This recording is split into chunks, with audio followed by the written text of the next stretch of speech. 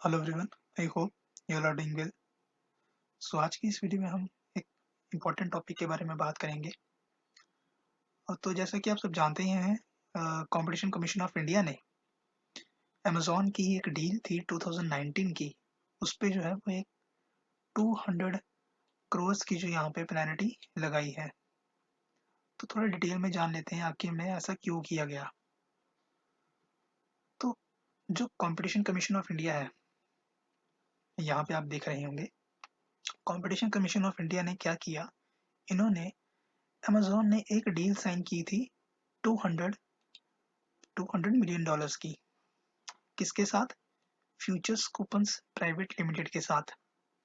उसमें ये था कि जो अमेज़न है वो तकरीबन 3 से 10 सालों के बीच में इस कंपनी के जो है वो 49% स्टेक्स जो है वो खरीद लेगा। ओके, यहाँ तक क्लियर हुआ। उसके बाद ये डील हुई थी 2019 में। उसके बाद जो प्रॉब्लम स्टार्ट हुई वो हुई 2020 में। 2020 में क्या हुआ, फ्यूचर्स ग्रुप ने क्या किया, एक डील साइन की रिलायंस के साथ। वो डील थी 24,713 करोड़ की। उसमें ये उस डील में ये था कि जो रिलायंस है, रिलायंस क्या करेगा, फ्यूचर्स ग्रुप में कुछ स्टेक्स जो है वो खरीदेगा। तो यहाँ पे जब इन्होंने ये डील साइन की, इससे जो है वो अमेज़न को दिक्कत हुई। अमेज़न ने कहा कि फ्यूचर्स ग्रुप को ये राइट नहीं है कि वो अपने स्टेक्स जो है वो हमारे राइवल ग्रुप को जो है वो बेचे। हमारे, आप यहाँ पे वर्ड देख रहे हैं, अमेज़न के राइवल ग्रुप को फ्यूचर ग्रुप जो है वो बेचे अपने स्टेक्स। तो यहाँ पे जब ये चीज़ जो है वो कंपटीशन कमीशन ऑफ इंडिया के पास गई, उन्होंने यहाँ पे ये कहा कि जो अमेज़न है, अमेज़न ने क्या किया, अमेज़न ने यहाँ पे मार्केट में एक राइवलरी पैदा करने की कोशिश की। उन्होंने ये कहा कि जब 2019 में अमेज़न ने इस डील का, जो ये डील हुई थी 200 मिलियन डॉलर्स की जो डील थी, इसका अप्रूवल जब कंपटीशन कमीशन ऑफ इंडिया से लिया, तब उन्होंने जो है वो प्रॉपर जो थी कि कैसे वो करेंगे, कैसे वो कंपनीज को एक्वायर करेंगे, क्या-क्या उनके जो है वो उस कंपनी को क्या-क्या प्रैक्टिस जो है वो फॉलो करनी पड़ेगी, कैसे-कैसे जो है वो अपने प्रॉपर वेरिफिकेशन करेंगे। तो उन्होंने वैसी जो है वो प्रॉपर डिस्क्लोज नहीं की इंफॉर्मेशन कमीशन के आगे। कमीशन में सिर्फ उन्होंने अप्रूवल तो ले लिया, लेकिन उन्होंने प्रॉपर कमीशन को जो है वो इंफॉर्मेशन प्रोवाइड नहीं की। कमीशन को जो है उन्होंने अंधेरे में रखा। इसके चलते जो क्या हुआ, एक तो यहाँ पे कमीशन का नाम बदनाम हुआ, दूसरा यहाँ पे क्या हुआ कि यहाँ पे अमेज़न ने मार्केट में एक जो है वो एंटी ट्रस्ट जो यहाँ पे इन्वायरमेंट है जो वो क्रिएट किया।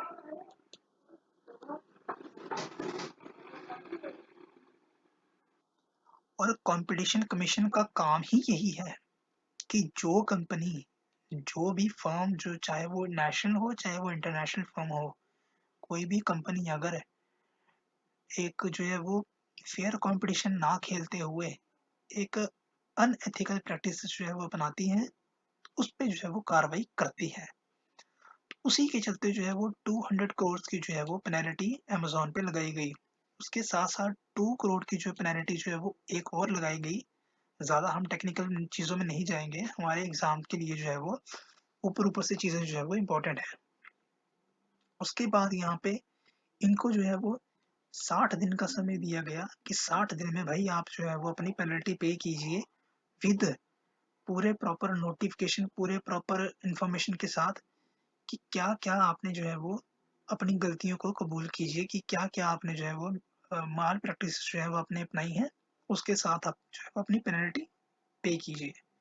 तो ये तो बात आ गई सारी आपकी टेक्निकल बातें। एग्ज़ाम पॉइंट ऑफ व्यू से यहाँ पे आपका ये समझने को है कि आप जब अपना एग्ज़ाम दे रहे हैं, जब आप अपने एग्ज़ाम लिख रहे हैं, उसमें जो है वो ऐसे में ऐसे में आप इस एग्ज़ाम्पल को जो है वो कोट कर सकते हैं कि कैसे कंपनीज़ जो है वो माल प्रैक्टिस से अगली कंपनीज़ को जो है वो दूसरी कंपनीज़ को जो वो गुमराह करती हैं, और अथॉरिटीज़ को भी जो है वो गुमराह करती हैं उनको जो है वो प्रॉपर इन्फॉर्मेशन ना देते हुए। ऐसे में अभी एथिक्स में भी आप जो है वो इस चीज़ को लिख सकते हैं। अब ये तो आ गई आपकी जनरल चीज़ कि आपको इतना पता है कि इन्होंने एथिकल अनएथिकल तरीके से जो है वो काम किया और मार्केट में जो है वो क्योस पैदा किया। तीसरा यहाँ पे अगर हम इकोनॉमी की पर्सपेक्टिव से देखें, इकोनॉमी के लिए ये चीज़ जो है वो काफ़ी इंपॉर्टेंट हो जाती है। आपको जो है वो कंपटीशन कमीशन ऑफ इंडिया पे जो है वो क्वेश्चन आ सकता है। तो अगर आपको कंपटीशन कमीशन ऑफ इंडिया पे क्वेश्चन आ सकता है तो आपको पता होना चाहिए कि कंपटीशन कमीशन ऑफ इंडिया जो है वो फिर आखिर फॉर्म कैसे हुआ और फॉर्म क्यों हुआ और उसका एम क्या था। ये चीज़ आपको यहाँ पे पता होनी चाहिए। तो चलो थोड़ा कंपटीशन कमीशन ऑफ इंडिया को थोड़ा डिटेल में पढ़ते हैं। देखिए, यहाँ पे आप देख रहे होंगे एक एक्ट था 1969 में, एक एक्ट आया जो था monopolies restrictive trade practice act. यानी मोनोपोलीज कंपनी की, किसी कंपनी की, उसको रिस्ट्रिक्ट करना ट्रेड में, ट्रेड में मोनोपोलीज को रिस्ट्रिक्ट करना किसकी, कंपनीज की। उसका एक्ट लाया गया 1969 में। लेकिन एक राघवन कमेटी थी, राघवन कमेटी की रिकमेंडेशन पे इस एक्ट को जो है वो रिप्लेस किया गया companies act, sorry competition act 2002। Okay, इस एक्ट में क्या था, ये क्या था, ये प्रॉफिट करता था एंटी कॉम्पिटिटिव एग्रीमेंट। यानी अगर कंपनी ए है और कंपनी बी है, इनमें कोई डील साइन हुई है, तो ये कंपनी ये नहीं कहेगी इस कंपनी को कि तू मेरी जो है राइवल कंपनी है, मेरी राइवल कंपनी है, उसके साथ जो है वो काम नहीं करेगा। ये तो वही बात होगी ना कि आप जो है वो एक कंपटीशन क्रिएट कर रहे हैं खुद ही। ऐसा ही जो है कुछ आपकी अमेज़न ने की है। अमेज़न ने क्या किया, जो फ्यूचर्स कंपनी थी उसके साथ डील साइन की और उसको कहा कि तू जो है वो अपनी रिलायंस के साथ जो है वो हमारी राइवल कंपनी है, उसके साथ जो है वो तो डील साइन नहीं कर सकती क्योंकि वो हमारी राइवल कंपनी है। तो यहाँ तक आपको जो है वो चीज़ें क्लियर हुई। और दूसरा यहाँ पे इस एक्ट का यहाँ पे ये मानना है कि ये जो है वो किसी भी कंपनी की डोमिनेंस जो है वो मार्केट में नहीं होने देता। जो कंपनी अपनी डोमिनेंट पोजीशन बना के जो है वो मार्केट में अब्यूज करती है या मार्केट में एक जो है वो अपनी मोनोपोली बढ़ा के जो है वो माल प्रैक्टिस करती हैं, उसको जो है वो ये प्रोहिबिट करता है। और बाकी ये एक्वाइजिशन में, एक्वायरिंग में, कंट्रोल में उसको जो है वो यहाँ पे मॉनिटर करता है। और ये जो एक्ट है ये philosophy of modern competition law पे जो है वो ये बेस है। तो यहाँ तक आपको जो है वो चीज़ें क्लियर हुई हैं। अब हम थोड़ा आगे चलते हैं। मैंने आपको बता दिया 1969 का लॉ था, उसको जो है वो राघवन कमेटी ने कहा कि इसको रिप्लेस करके कंपटीशन एक्ट 2002 से जो इसको रिप्लेस किया जाए। तो 2002 में जो है ये एक्ट आ गया। अब ये देखते हैं कि ये एक्ट लाया किसने। तो देखिए, यहाँ पे हमने बताया कि कंपटीशन कमीशन ऑफ इंडिया, उसको जो है वो कंपटीशन एक्ट 2002 आया। तो कंपटीशन एक्ट 2002 तो आया, वो लाया यहाँ पे वाजपेयी गवर्नमेंट ने। तो वाजपेयी गवर्नमेंट ने कंपटीशन एक्ट 2002 लाया। और जो ये कंपटीशन कमीशन ऑफ इंडिया बना, ये भी बना, अरे भाई जब कोई कंपटीशन, कोई कमीशन बनती है या कोई भी बॉडी बनती है वो तो किसी एक्ट के तहत बनती है ना। तो ये इस एक्ट के तहत बनी। ओके, तो चलो सारी चीजें जो है वो एक बार देख लेते हैं फिर से। 1969 का एक एक्ट था, MRTP। इसको जो है वो रिप्लेस किया 2002 में कंपनीज एक्ट ने। फिर 2002 में कमीशन बनी कंपटीशन कमीशन ऑफ इंडिया, 2002 में बनी, बट ये फुल्ली फंक्शन में आई 2009 में। फिर इसी एक्ट को 2007 में अमेंड किया गया और बनाया गया कंपटीशन एपीलिएट ट्रिब्यूनल। ओके, कॉम्पैट यहाँ पे आप देख रहे हैं। तो ये बनाया गया। फिर 2017 में, 2017 में जो प्रेजेंट गवर्नमेंट है, इसने इस ट्रिब्यूनल को रिप्लेस किया NCLAT, जो आज आप पढ़ रहे हैं। NCLAT, national companies law appellate tribunal. Okay, तो अब देख लेते हैं कि जो ये कमीशन बना था, जो 2002 में कमीशन बना, और 2003 में कमीशन बना था, इसके जो है वो प्रॉपर एम्स क्या थे। देखिए, जब कमीशन बना 2003 में और 2009 में, जैसे कि मैंने आपको बताया कि फुली फंक्शन में आया, तो इसके ऑब्जेक्टिव्स थे to prevent the practices that harms the competition.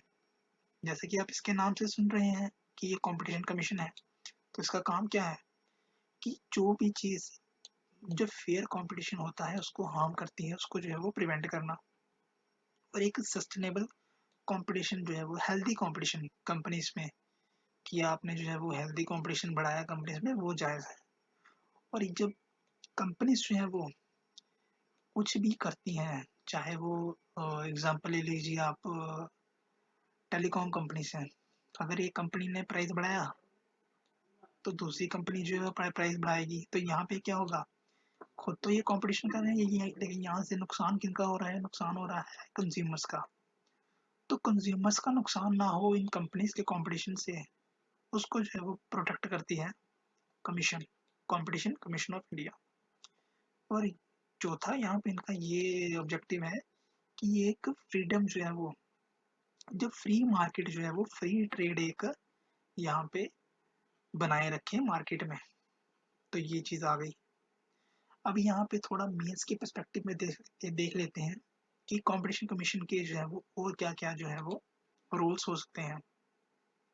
देखिए, जैसे कि आपको मैंने बताया कि 2003 में जो है वो कमीशन फॉर्म हुई, ये तो सारी आ गई फैक्चुअल इंफॉर्मेशन।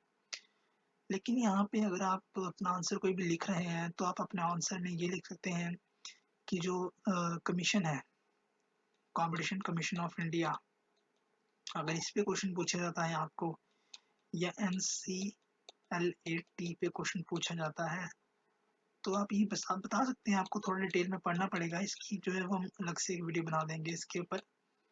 तो यहाँ पे आप देख सकते हैं कि इंडिया में, जैसे ही इंडिया एक जो है वो इमर्जिंग इकोनॉमी है, ठीक है, तो जब कोई इकोनॉमी जो है वो ग्रो करती है, तो उसमें क्या होता है कि फॉरेन जो है कंपनीज है वो भी वहाँ पे इन्वेस्टमेंट करती हैं। तो जब कंपनी इन्वेस्टमेंट करती है, तो वहाँ पे जो है वो, जो इंडिजिनियस कंपनीज होती हैं, जो होम कंपनीज होती हैं, एक तो इंडिया की अपनी कंपनी, एक जो है फॉरेन कंपनीज है, तो इनमें जो है वो एक इन्वायरमेंट जो है वो कंपटीशन का इन्वायरमेंट है जो पैदा होता है। तो हेल्दी कंपटीशन हो तो कोई बात नहीं, लेकिन अगर इनमें जो है वो एक राइवल जो है वो ऐसा कंपटीशन हो, तो वहाँ पे जो इंडिया के लोग होंगे उनको जो है वो यहाँ पे नुकसान होगा। तो ये यहाँ पे आप लिख सकते हैं कि जब कंपनीज जो है वो इन्वेस्टमेंट करती हैं अपनी, तो वहाँ पे जो है वो गवर्नमेंट को जो है वो प्रॉपर मेजर्स होने चाहिए कि जब वो कंपनी इन्वेस्टमेंट कर रही है, तो उसकी जो है वो प्रॉपर जो है वो इंफॉर्मेशन होनी चाहिए गवर्नमेंट को। और कंपनीज जो है वो जब एंटी जो है वो माल प्रैक्टिस करती हैं, उसको जो है वो ध्यान में रखा जाना चाहिए, ताकि जो है वो कस्टमर्स का और जो कंज्यूमर्स हैं उनका यहाँ पे जो है वो नुकसान ना हो। तो ऐसे वैसे आप जो है अपनी यहाँ पे इसको लिख सकते हैं। आपके मेंस पॉइंट ऑफ व्यू से जो है वो काफ़ी इंपॉर्टेंट टॉपिक होता है ये, और आपके प्रीलिम पॉइंट ऑफ व्यू से जो है वो ऐसी फैक्चुअल चीज़ें जो है वो आपसे पूछा जा सकता है। बाकी अगर आपको ये वीडियो इन्फॉर्मेटिव लगा, तो आप जो है वो इस चैनल को सब्सक्राइब कर लें और बेल आइकन को प्रेस कर लें, ताकि आने वाली जितनी भी वीडियोस हैं उनका अपडेट जो है वो आपको मिलता रहे। तो आज के लिए बस इतने रखते हैं। Have a nice day.